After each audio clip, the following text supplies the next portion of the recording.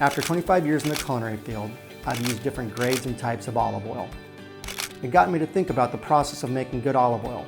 The crew and I met with Thom, co-founder of Temecula Olive Oil Company and a board member of the California Olive Oil Council in Owanga, California. All right, so here we are. We're at Olive View Ranch? Olive View Ranch. Olive View Ranch with the Temecula Olive Oil Company, and this is Thom. And Thom, your role here is?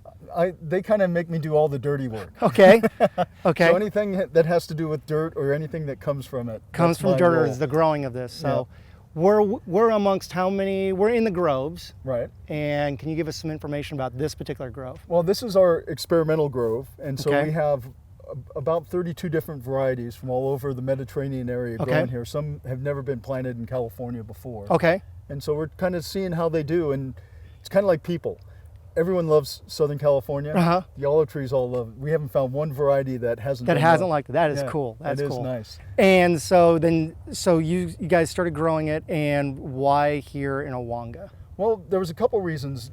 Probably the most important reason, and the name Owanga kind of leads to that. It's a Native American name for water. Okay. So there's a lot of water in the area. And if you're going to be in agriculture, even though olive trees don't need a lot of water, it's always nice to know it's there if you do need it. Did you know what you were going to do with the olives once you planted them? Well, we have had a vision? we had started the business, and we had been harvesting from some older groves in the Temecula Murrieta Okay. area. But we knew we wanted to have more olives planted, and then a place to mill it too. Okay. See, we had been taking all the olives to a mill up in Central Valley. Okay. And that was a long trek.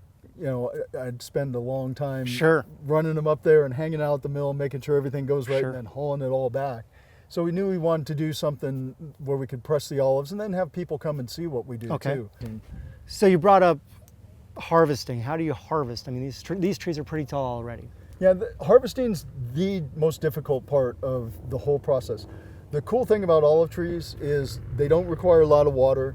Because that fruit is so bitter, that bitterness is actually fighting off molds, mildews, funguses, all those kind of things. And birds? And birds, bees, everything. You Okay. won't see anything eating olives. Okay. And so that means that we don't really have to spend a lot of time, money, or use any chemicals to fight off any of this stuff. The Sure. tree's doing that naturally. So Okay. that part, super easy. Okay.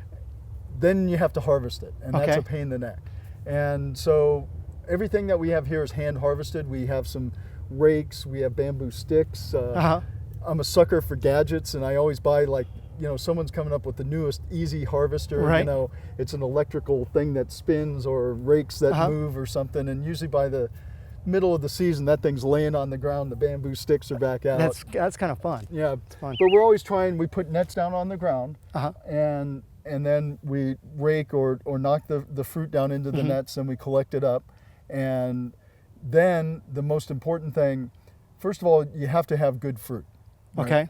And so the trees have to be healthy, the soil has to be healthy, because once we pick the fruit, there's nothing else that you we can can do that's going to change that for the better. Okay. It can only get worse. Right. It's not like I've been making wine for a long time, or even vinegars. There's manipulations you can do Sure. to kind of tweak things. Sure. With olive oil, you have none of that. It is what it is. It is what we're making. Fruit juice is essentially what Right. we're doing. So in order to make good fruit juice, you have to have good fruit. Okay. So once we pick that fruit, because it is a fruit, there's sugars and carbohydrates in it, they'll start to ferment. And if that fermentation starts taking place, it changes the flavor of the olive oil, and it's not going to be good. Okay. And if it ferments too much, it's not even going to be extra virgin.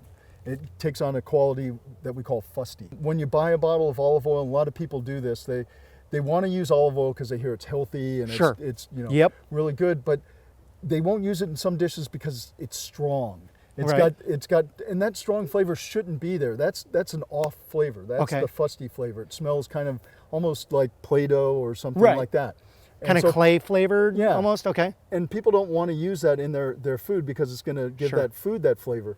But well-made olive oil Uh-huh. shouldn't have that. It should be fresh and fruity, and it should add to the flavor, not take away from it. Sure. So that's what we're looking for. So once we pick that fruit, we want to get it to the mill as quickly as possible. So how about we just go over to the Yeah, olive let's press? go. Once we pick the fruit, we got to get it to the press quickly. So let's 24 go. hours, right? To make sure it's 24 hours is like the high side of things. We like to get everything within 2 or 3 hours. If we Okay. can.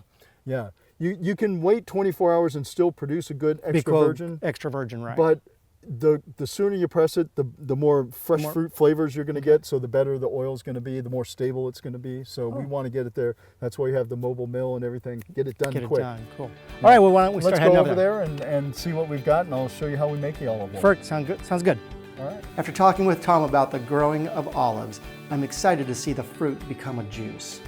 Join us next time as Thom walks us through the process of juicing the olives and making olive oil.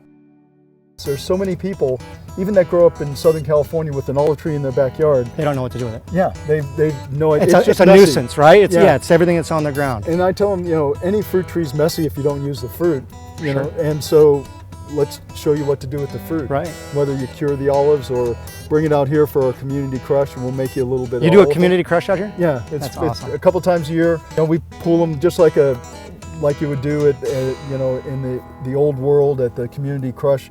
Everyone's olives go together. We crush it, and each person gets a percentage of the oil.